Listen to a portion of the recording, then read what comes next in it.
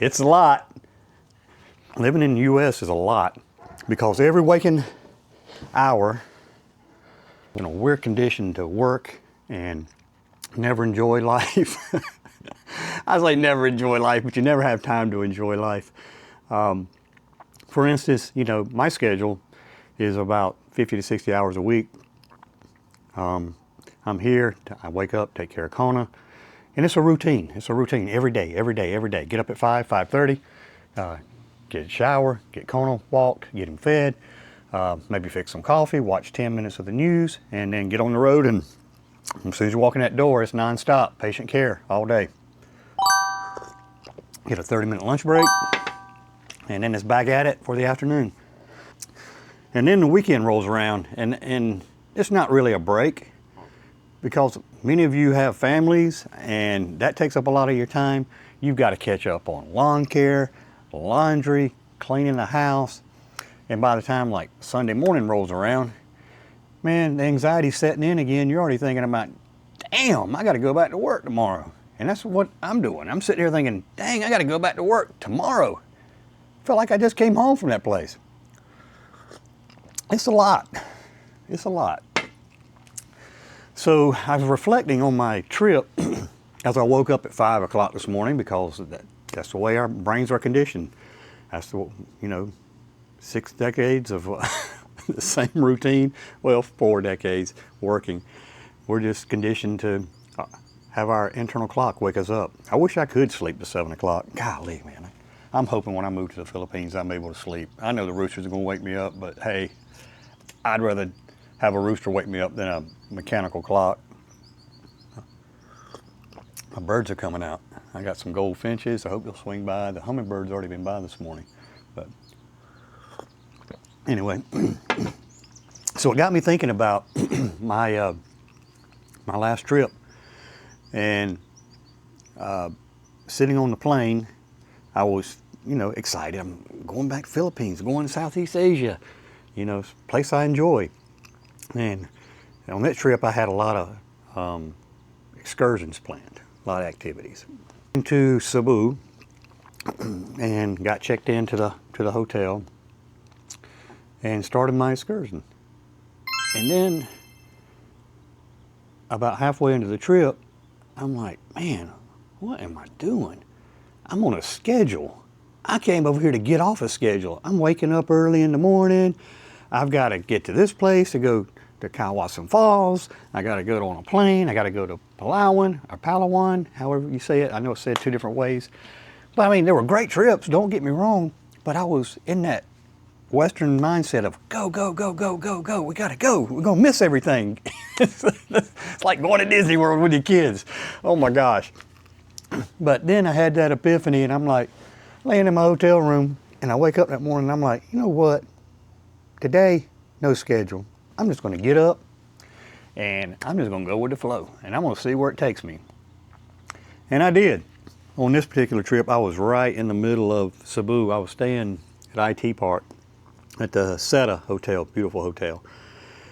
And got up, went and walked around, got some breakfast, hung out by the pool a little bit, just enjoyed the beautiful mountains of Cebu, sunrise, and then I went exploring. And it probably wasn't the smartest thing to do because I'm adventurous. I just get up and go. And I started walking down this street. And if any of you have been to the Philippines, sometimes there's power lines everywhere. There's really no sidewalks. You just kind of walk in the street around the edge. And Cebu's a busy place. You can get run over there easily. But I did find this one area and I was walking down the street. Now, of course, again, married to that technology, I'm looking at my phone instead of enjoying the surroundings. And I went, oh gosh. When I looked down and I was like, dang, I almost stepped on something. You know what it was? It was a duck. It was the shop owner's pet duck in front of his shop, just like a dog would be here laying on the sidewalk. People know this duck and they just step around it and walk around it. And I'm just like, I was so fascinated. If I find a picture or video, I'll link it in here. But it was amazing that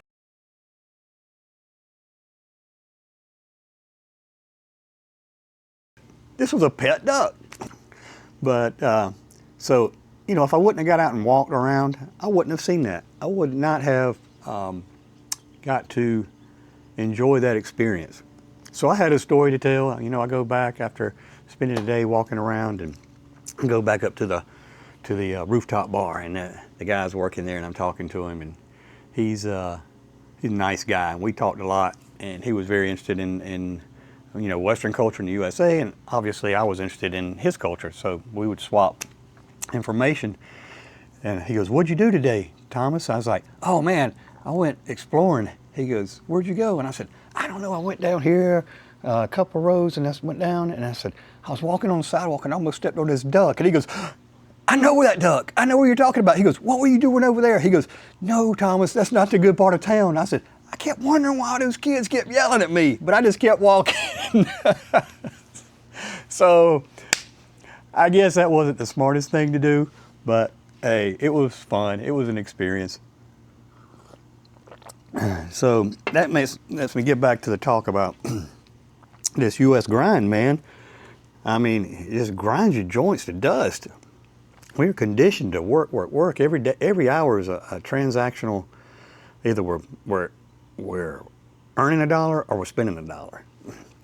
You know, and we're conditioned to get up and work all day, Monday through Friday, and then the weekend rolls around, and that's what I was getting at. You really don't have time to enjoy anything because you've got your regular work to do at your house. So that's what my thought was. You know, I was going to retire at 65, maybe 67, because I want to get that full retirement. Hell no. After that trip, I realized my time is more valuable than the dollar. Now, I know you'll say there'll be people in the comments that'll blow me up. "Yeah, but Thomas, you're doing better than most of us," or whatever. I'm not doing that great, guys. I don't know what the thought is. I got some comments, "Well, you're rich. Why are you moving to the Philippines?" I'm not rich. I'm middle class. Yeah, I have a decent home, but I don't own this home. This home owns me. You know, that car owns me. See, these are just financial transactions I told you guys. We just paying to live. So I'm not going to get into all the finances and the budget stuff again yet, but you know,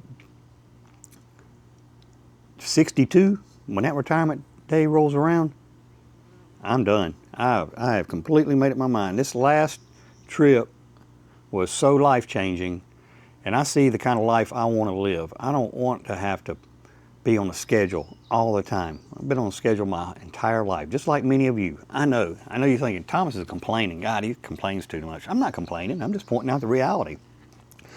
And, you know, see people in my comment section, and you're in your 50s, and you've already figured this out, and you're going, or you're already there, or you're going there. And man, I am so envious. I wish I would have been smart enough to figure this out when I was your age. I mean, I hear there's even 40-year-olds going over there and figuring out ways to make a living. I think the Philippines even has a new visa, the nomad visa. I haven't looked into it because I don't plan on working, but there's a visa where you can actually go and work in the Philippines and live in the Philippines. But I digress. So that trip taught me that there's more to life than just work. You know, if you stay in the same place all the time and you do the same thing every day, you don't know what's out there. And I didn't know what was out there. To be honest with you, I'll go to the Caribbean. I love Dominican Republic. I've never been to Europe. I've been to Hawaii, you know, just local, and that's all I know. It's more U.S. Western-based stuff. I get up enough courage, or I did, and I was like, man, I'm going to take this trip. I've never really been anywhere. I've always just worked, and I'm going to take this vacation. And I did. I bit the bullet. You know, I was worried about the money. I'm sure everybody worries about money, but it was money well spent. I cannot buy back those experiences. I cannot buy back the transformation that took place in me as far as my thought processes about, I told you guys, my whole existence has been attached to my credentials and my career. And for some reason, that light bulb went off, and it was like, this stuff doesn't matter anymore. This isn't life. This isn't real life. This is just survival mode. So I made a decision that 62, I'm done. I've had the conversations with my family. I've had conversations. Oh, my hummingbird's here. Let's see if I can get him. I'm gonna get him on camera for you guys. He's pretty. They're very aggressive too. They run the other birds off. I wouldn't think a hummingbird would be aggressive or territorial, but man, they don't like the other birds being around. But anyway, he comes and goes. He's so fast. He sees me and he ducks out. But yeah, life-changing. You know, we only get a limited amount of time, a limited number of heartbeats. Now that I've done all those things, raised the family, had the cars, had the houses, and now I'm 60 and I'm here by myself, and the end game is not what I thought it would be. So I'm changing it. I'm changing it. I'm going. I'm going. I'm going. Actually, I'm going back first part of next year. This is a real serious trip for me. I'm going to have a little fun, but for the most part, just getting all things lined up to prepare for the move, the final move. And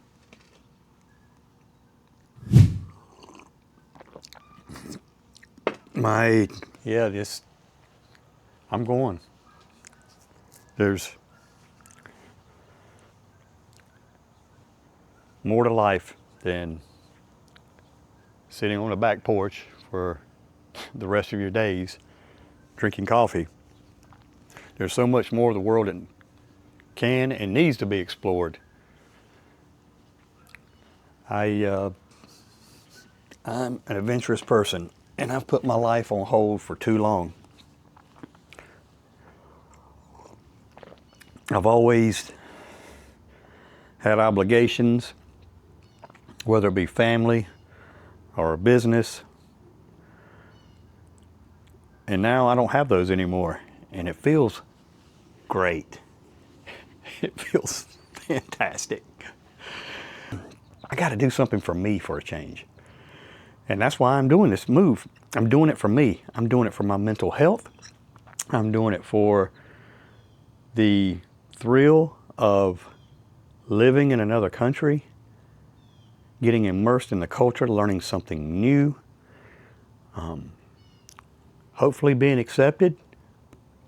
You know, these things, we go in it with a mindset that it's going to be one way, and it turns out another way. That example of Hawaii, it's a lot.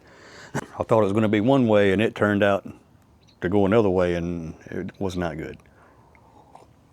But I have all that knowledge and wisdom from that move and that experience to apply to this move to the Philippines. So not worried about it. Not worried about it. I know it's going to be hard learning all the nuances. Nothing moves fast over there. We all know about Filipino time. They say if you have a task you need to get done, only put one task on the calendar for that day, because it may take the entire day to go pay your power bill or go get a driver's license. But you know what? The best part of it is I'm buying back my time, and I won't be on a schedule, so it won't matter if I have to wait 3 hours or 4 hours. I will be happy. I'm starting to already change my mindset. I'm getting happier. I know the reality of it is I have to go to work. I mean, I don't have to, but I do until I'm 62. I really want to get that Social Security rolling before those wheels are up. And I'll be 62 in less than 2 years.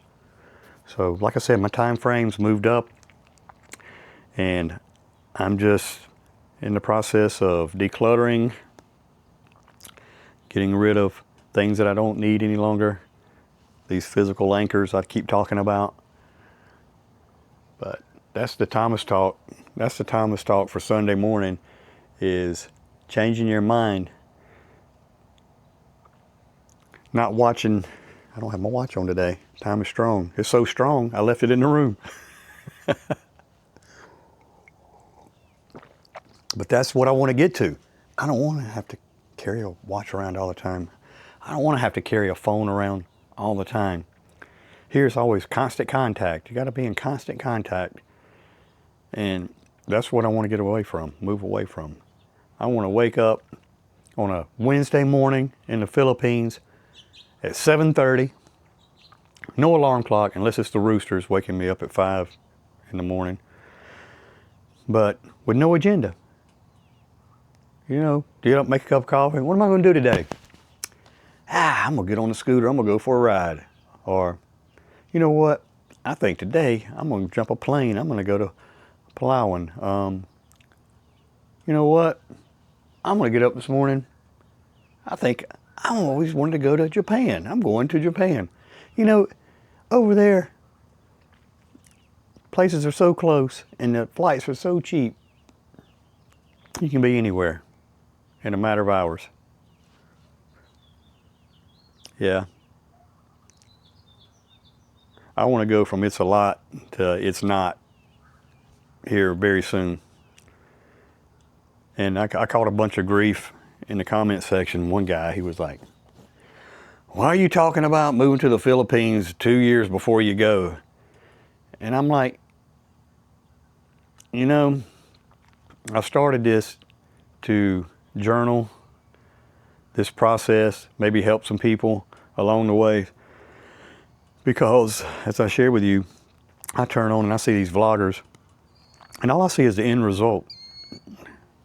All I see is the end result. People living in the Philippines, going on trips or everyday life.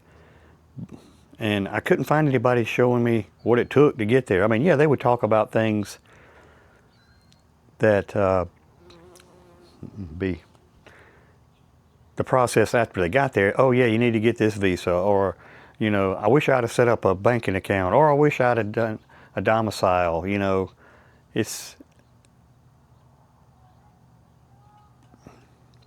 but that's why I'm doing it, because I'm journaling my life. And I'll be able to go back and look at it and go, man, 2 years ago I was sitting on my patio drinking coffee talking about this, talking about it's a lot, and now I'm living it. I'm here. I'm one of you guys. And then the guys who are there thinking about, well, I want to go too. I got 5 more years. I got 10 more years. Well, I tell you what, if you start planning ahead and you do your homework, you could probably go a lot sooner. I could go now. I could go now. And I probably should go now. But, man, do you guys ever sit around and go, wow, I'm going to be getting Social Security. That's what my parents got. Oh, wow. But anyway, that's my thoughts for today. I hope it helped. I hope it helped some of you guys figure this out sooner than later. And I would say time is strong. Don't rush it, don't waste it. But I don't even have a watch on, so you can see where my mind is. I'm going to enjoy this Sunday. I'm going to go get my boy Kona. He's out on my son's farm, so it's been really quiet this week, and I miss him. So I'll get him back here, and we'll get back into our regular routine and doing things on the weekend. But with that, I hope everyone has a safe and happy day, and I'll see you next time. Peace. Time is strong, and so are you. You have got to stay focused. Never give up on your big dreams.